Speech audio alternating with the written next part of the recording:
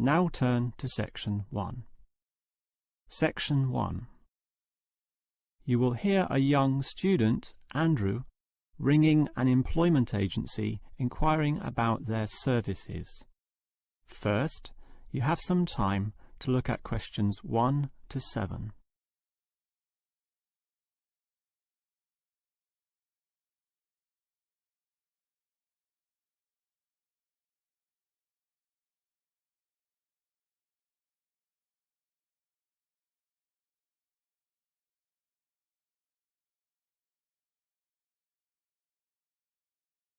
Now we shall begin.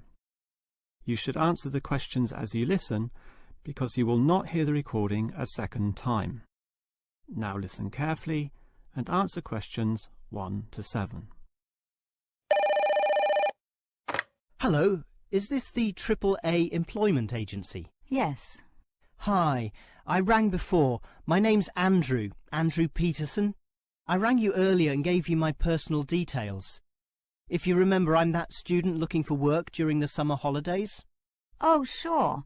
Actually, I have your file right here. But we still need to add some further information. Yeah, that's what they told me, and that's why I'm ringing. What do you need to know?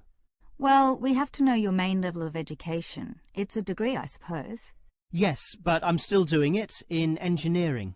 It's quite interesting. Some of my friends are studying computing, though, so I'm interested in that also. Well, I'll just write in your main degree subject, engineering. We usually have a demand in computing, though. Have you worked with computers before? No, I just do some programming for fun at the university, but I almost got a job as a computer designer once. Actually, the only job I've ever had was as a car salesman, believe it or not. Well, at least you've had experience dealing with customers. What about hobbies, though? Sometimes they can help develop useful skills. In my free time I don't do much, mostly study. I play chess occasionally at the university chess club. That's right next to the tennis courts, but I'm not interested in that. Chess helps develop analytical skills, so I'll put that down. Of course, it's your main skills that employers want to know about. What would you say they are? Well, I'm in my 3rd year now, studying electrical machines and generating systems, but I'd say electronics is my best skill, much better than, say, my machine skills, which aren't so good, actually. Okay, machine skills are in demand, but so too are electronic ones, so we might be able to find you a part-time job in that field. But what sort of money do you expect to get? Oh, anything, really. I'd want the standard payment, let's say. What's normal? 1,000 a month? 1,500? I'll just put $1,200, okay? That's fine by me. When can you start? Say, within 2 days? Easily. Actually, less.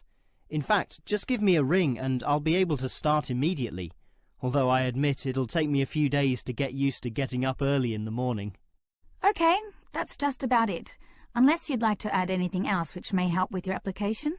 Not really. I ride a motorbike, but that's unimportant. I'm friendly, but every applicant claims that, right? I can speak another language. Ah, that might be useful, depending on the language. Is it Chinese? A Chinese speaker would go down well. Spanish, I'm afraid. You see, I grew up with some friends who came from South America. Okay, I'll write that down.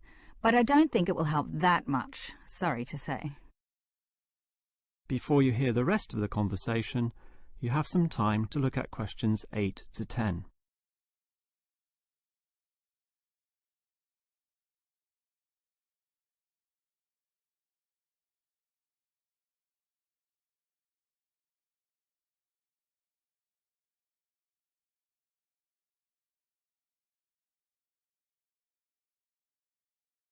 Now listen and answer questions 8 to 10. Well, thanks for your help, and hopefully I'll get a job soon. But can I just ask one more question? Sure. What, basically, are employers looking for when they interview someone? Oh, many things. Being hardworking, diligent, and focused on your job is good. But surprisingly, it often means you can't see the bigger picture or provide suggestions which help the company move forward. That requires thinking for yourself, outside the box as they say, and being free of the standard ways of approaching tasks.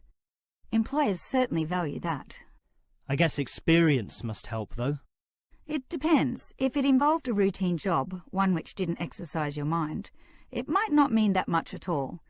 But since companies are basically composed of people, it is important to be able to get along with others. There's no point in hiring someone whom the other employees don't like, right?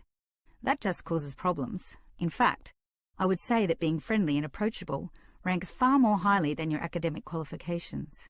Okay, and that's all assessed at the interview, right? Yes, and your qualifications, experience, and approach to the job, such as whether you can do different things, work overtime, or do long hours as needed. But those latter qualities are pretty much standard. What may be more important is based on the fact that things inevitably go wrong. Mistakes are made and someone's got to fix them in a way that creates the least disturbance. People with demonstrated abilities to do this are certainly regarded highly. I see. That's very interesting. That is the end of section 1. You now have half a minute to check your answers.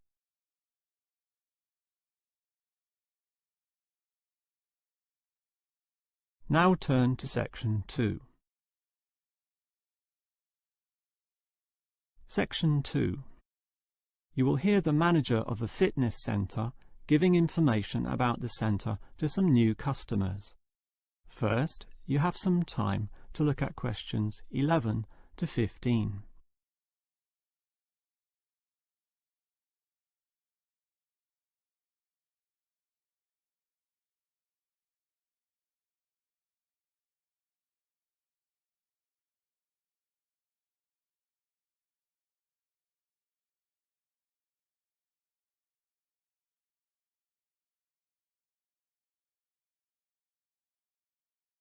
Now listen carefully and answer questions 11 to 15.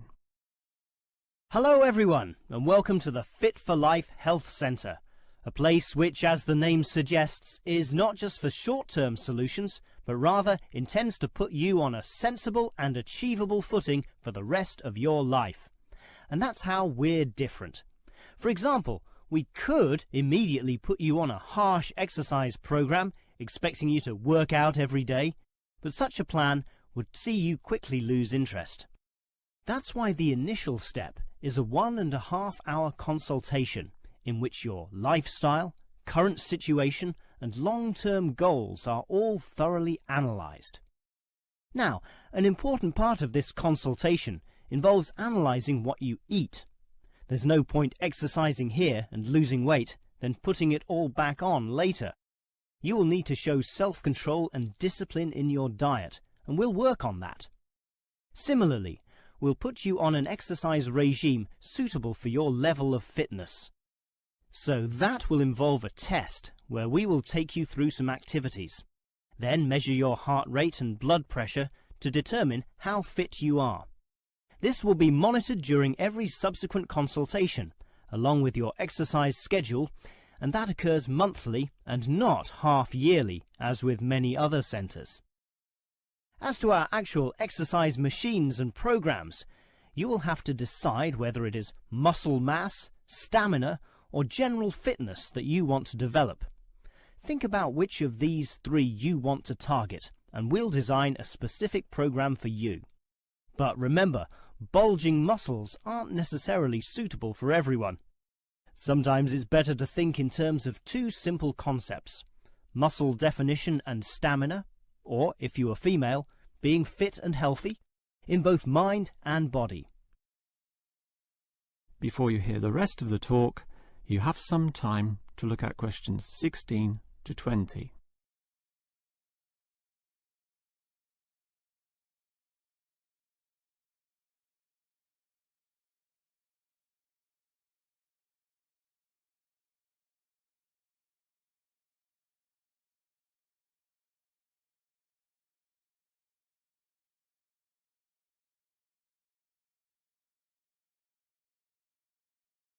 Now listen and answer questions 16 to 20. Now, if you're going to work out at this gym, you'll need to think about your reasons for exercising. So let's consider that in more detail. Muscle mass is certainly popular with the guys, probably seeking to impress the girls. And with muscles comes the confidence to do that, right?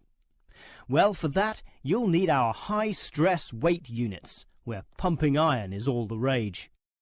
Moving on to other benefits, one of the main ones is beating the tension of life, right? And the longer the exercise is, the greater the rewards in this respect. Thus, playing squash can certainly help, and so can swimming. But what's much better, as every jogger will tell you, is their activity. So we have ample jogging machines and they're always popular. They can provide good fitness too, as can the yoga classes.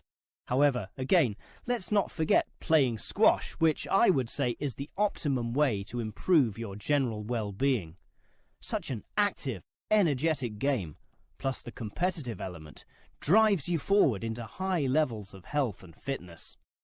These, of course, are the ultimate purposes of being here, but remember, the centre is full of like-minded people, all of whom are interesting to meet and valuable sources of information.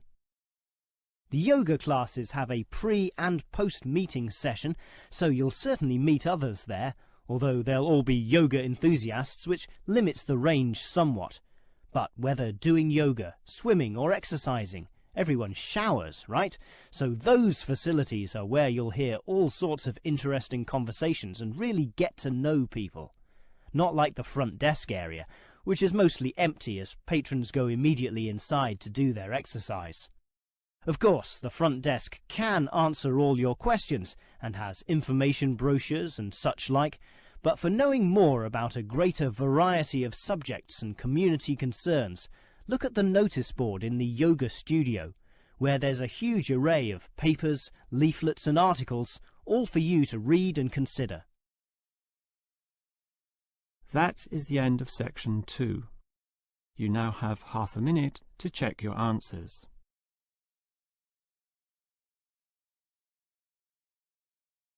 Now turn to section 3. Section 3. You will hear two faculty directors talking about which person in their university to promote.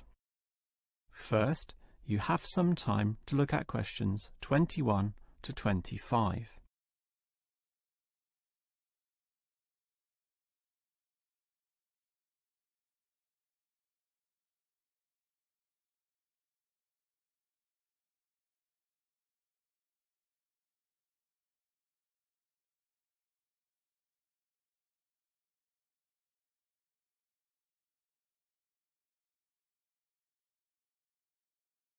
Now listen carefully and answer questions 21 to 25. Okay, we've got to decide who to promote to leading education officer. Someone from the arts faculty, I suppose. Well, it can be from any faculty, since the position requires more general skills. Handling personnel, settling disputes and motivating them to focus on the task. It was the last position which involved computer knowledge, not this one. Surely computer knowledge would help. So too would knowledge in the arts. Sure, it would help, but the key criterion is being able to direct the staff appropriately. So it doesn't matter then from which faculty we select our candidates? Not really, but I've already looked at those from computing and rejected them all. Why? They're all too new, lacking in sufficient experience, whereas these ones from the business faculty are long-timers, so we'll take someone from there. I suppose you're right. The arts faculty doesn't present much in the way of suitable candidates either. But we'll still have to train the person, teach the ropes, as they say, and he or she will have to expect to do overtime as needed.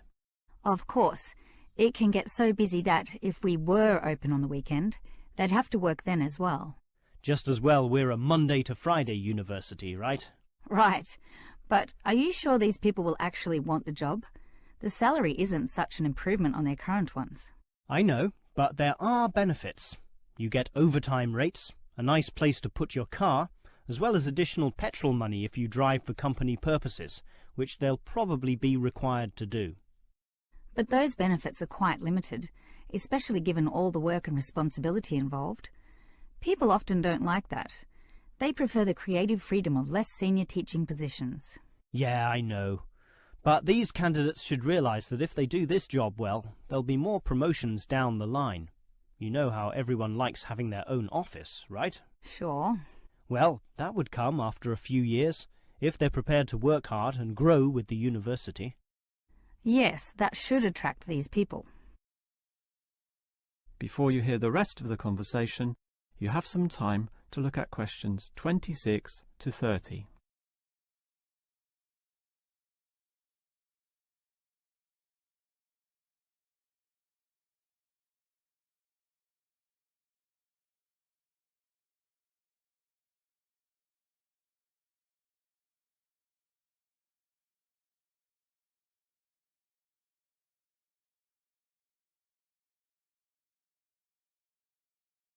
Now listen and answer questions 26 to 30.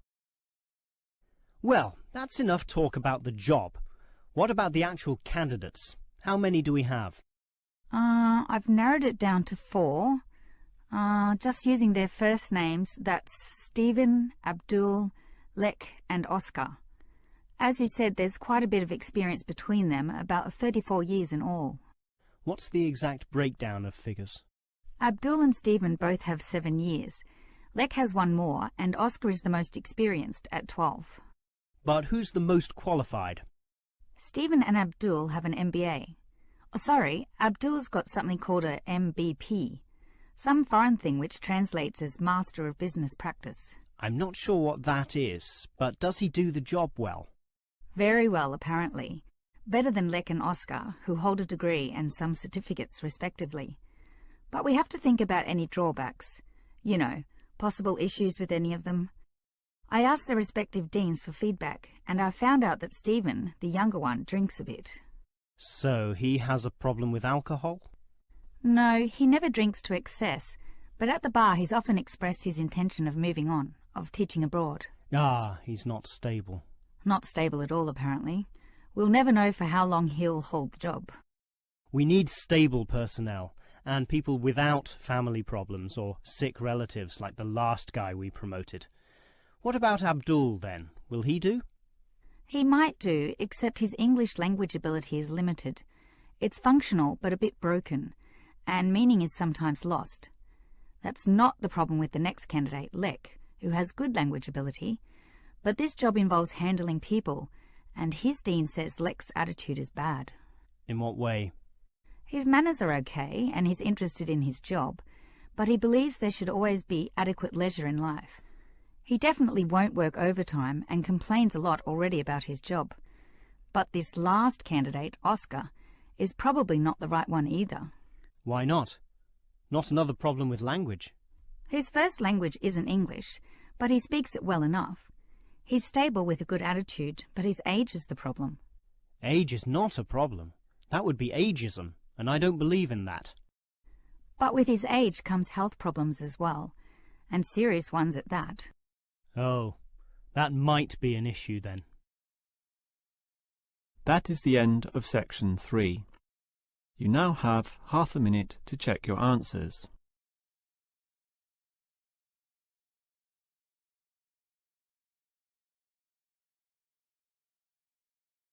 Now turn to section 4. Section 4. You will hear a lecturer talking about caves. First, you have some time to look at questions 31 to 33.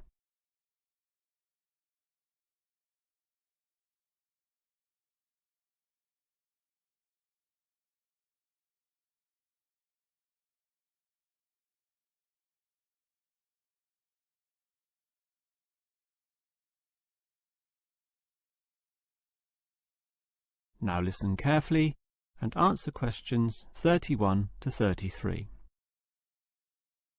If there is one natural feature which has long fascinated man, it is caves, those natural underground spaces into which people can enter. No known cave in the world can exist without it being extensively explored. Whether it be in remote areas, such as the Clearwater Cave in Borneo, or immensely long and difficult, such as Mammoth Cave in America. Or perhaps the most challenging, those caves below the water table, full with water, in which case the exploration is known as cave diving. Whatever the case, if the caves are known, as complex and difficult as they usually are, they will be explored.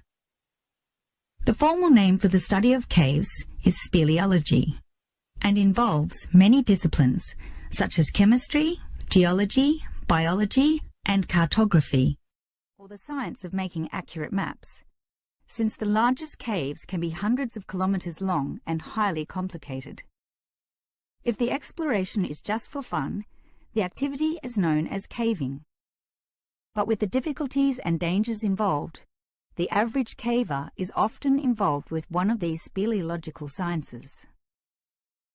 As for the number of caves in the world, research suggests that only a fraction have been found and documented, mostly in the areas in which caving has long been a popular activity, such as in America, France, or Australia. China, for example, has huge areas of limestone bedrock, prime material for cave formation, and logically must contain among the largest number of caves in the world. Yet only few are documented due to the lack of interest in caving there.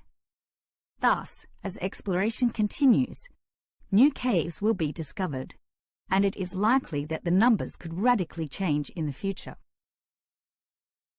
Before you hear the rest of the lecture, you have some time to look at questions 34 to 40.